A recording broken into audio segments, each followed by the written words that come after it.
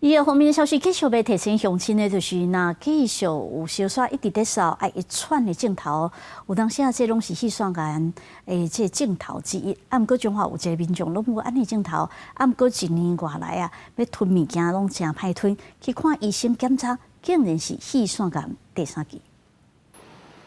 中华县的肺癌死亡率已经连续18年超过全国的平均，原因都指向空气污染造成。伊的典型病症之一就是一直扫。不过中华一个50民众并无扫的症状，反倒是长期吞物件无爽快，到病院检查，检查结果竟然是肺腺癌3期。为啥扫咧？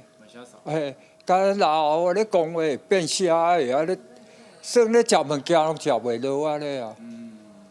安尼啊，我之前70起。加这4年，只要剩50起啊。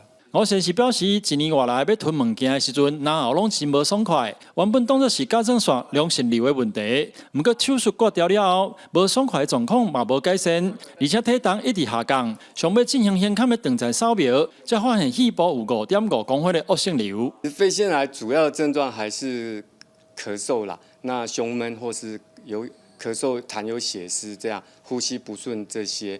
这样，但是其实肺癌也蛮长，都完全没有任何的症状啦。医生表示，民众容易甲扫甲肺癌做连结，不过根据研究，有35%的肺癌患者并无出现连续扫的典型病症，建议45岁以上的民众会使用低剂量的电脑动在扫描进行肺部检查，早期发现、早期治疗。记者张华。